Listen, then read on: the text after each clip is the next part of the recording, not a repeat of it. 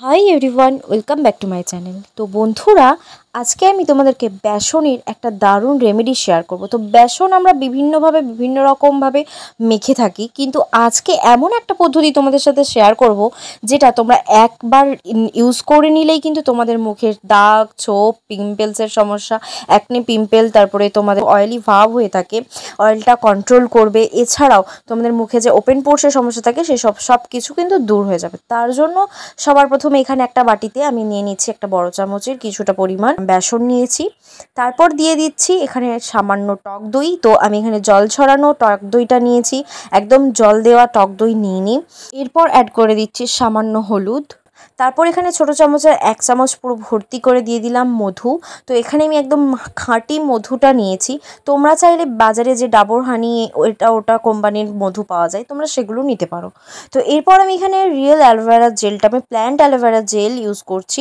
তো তোমরা মার্কেট থেকে যে product aloe vera gel, Patanjali aloe vera gel, আরও যে বিভিন্ন রকমের অ্যালোভেরা জেল আছে সেগুলো তোমরা ইউজ করতে পারো। তো চলো আমার সব ইনগ্রিডিয়েন্টসগুলো একসাথে মিক্সড করে নিই খুব ভালোভাবে।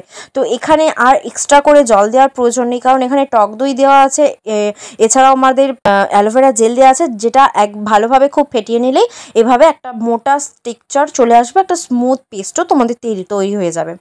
তো এতে আমরা বেসন অ্যাড করেছি যা আমাদের স্কিনকে ভীষণভাবে ক্লিন করতে, পরিষ্কার করতে, ত্বককে ফর্সা করতে সাহায্য করে।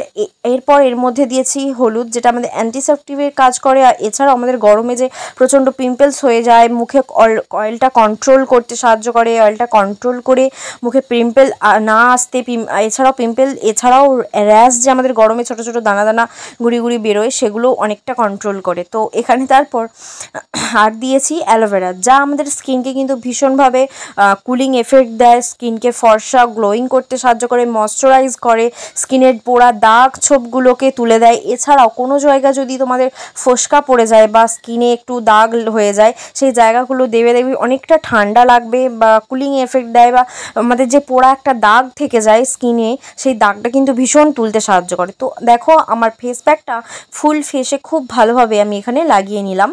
তো এইভাবে তোমরা একদম মোটা লেয়ার করে লাগিয়ে নেবে।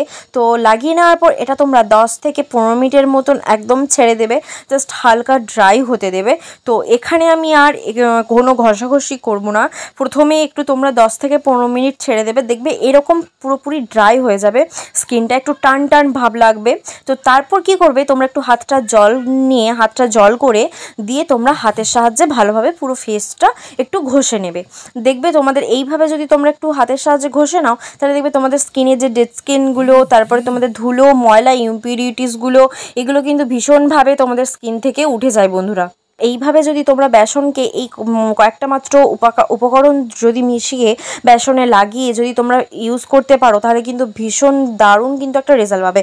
তো আমরা তো সবাই রোদে গরমে, এই এত প্রচণ্ড গরমেতেও আমরা কিন্তু বাইরে বেরোচ্ছি, যার কাজে বেরোচ্ছি, কাজ থেকে কিন্তু বাড়ি আসার পর আমাদের স্কিনটা ভীষণই ডাল ড্যামেজ লাগে, তখন চিন্তা হয় যে আমাদের কি করলে স্কিনটা একটু ভালো হবে বা একটু ফ্রেশ হবে, ফর্সা হবে, গ্লোয়িং হবে।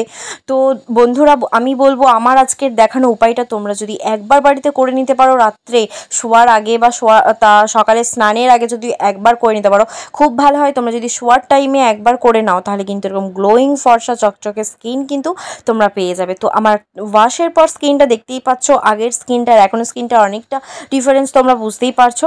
তো এইরকমভাবে তোমরা যদি সপ্তাহে 2 থেকে 3 দিন একদম ইউজ করো টানা, তাহলে কিন্তু দারুণ রেজাল্ট পাবে।